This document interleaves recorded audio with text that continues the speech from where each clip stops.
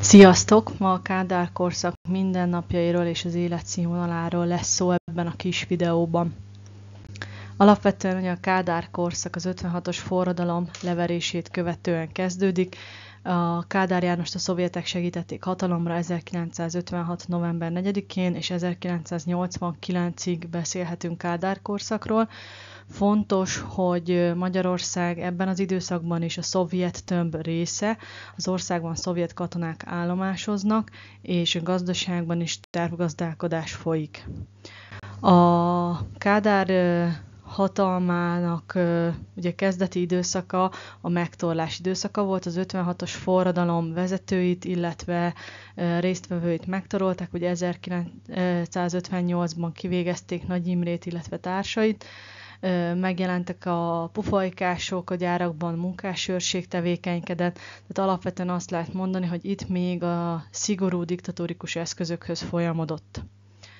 Ezt követően majd a 60-as évektől enyhül ez a szigor, megszületik a kádári alkú vagy kádári konszolidáció. Ugye 56-ban a társadalom rendszerváltást akart, viszont az 56-os forradalmat leverték, Kádárnak pedig az volt a feladata, hogy elfogadtassa a társadalommal a szocialista rendszert, ezt hívjuk kádári alkunak. Megváltozik ugye a rendszeri elmondata, aki nincs ellenünk, az velünk van. Tehát nem kell mindenkinek a politikában részt vennie. Ha valaki csendes szemlélője az eseményeknek, akkor a hatalom békén hagyja. Alapvetően a kádári alkú lényeg az életszínvonal politika volt. Gyakorlatilag az életszínvonal politika segítségével fogadtatta el a Kádár korszak elején, közepén a szocialista rendszert Kádár János. Alapvetően 3 dolog köthető a kádári alkuhoz. Egyrészt az új gazdasági mechanizmus, másrészt a gazdaság korrigálása, harmadrészt pedig a tervszerű eladósodás. Az új gazdasági mechanizmus 1968-ban indult Nyers Rezső vezetésével, és gyakorlatilag engedélyezi a második gazdaságot, tehát lesz egyrészt állami tulajdon, lesz állami munkahely, állami földek, illetve állami üzemek, de lesz egy második gazdaság, vagy maszek, vagy fusizás, illetve egy kis háztáji gazdaság, ami magántulajdonban van, és ezek jól kiegészítik egymást. Alapvetően ugye állami földeken nagy üzemben folyt a termelés, szántóföldi növényeket termeltek, míg a háztáji gazdaságokban szakértelmet, hozzáértést igénylő gyümölcsöket, zöldségeket termesztettek. Ugye ez a kettő jól kiegészítette egymást, így az ellátás is javult hazánkban. Az új gazdasági mechanizmus az iparban is változásokat hozott, alapvetően kapitalista elemeket hozott be a rendszerbe, eladhatóságot, hatékonyságot hirdettek. Sajnos aztán a 60-as évek végére el is hal a Nyers Rezsőnek ez a gondolata. A gazdaság korrigálására is sor kerül. Ugye alapvetően a Rákosi korszakban beszélhettünk egy erőltetett nehéziparosításról, ami nem vette figyelembe az ország adottságait, míg a Kádár korszakban történik egy kis korrigálás, hogy ez a TS tagok számán is jól látszik, tehát lehet ugye a nehézipart fejleszteni, de ne aránytalanul történjen meg ez. És alapvetően ugye ez mutatja is a TS tagok számában, hogy hogyan változott a hatalom hozzáállása és a gazdasághoz. A harmadik elem az életszínvonal politikának, az a tervszerű eladósodás volt. Most ezt nagyon jól kitalálták, alapvetően olcsón juthattunk hozzá nyugati hitelekhez, ebből 2 dologra költöttek. Egyrészt az életszínvonal folyamatos emelésére, másrészt pedig a nehéziparra.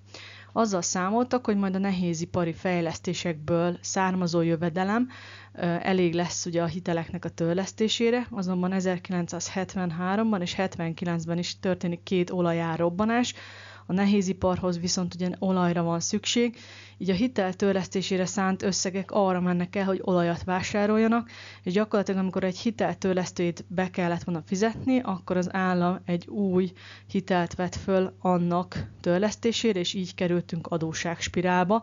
Tehát lehet mondani, hogy ez a gazdaságpolitika nem volt túl észszerű és megfelelő.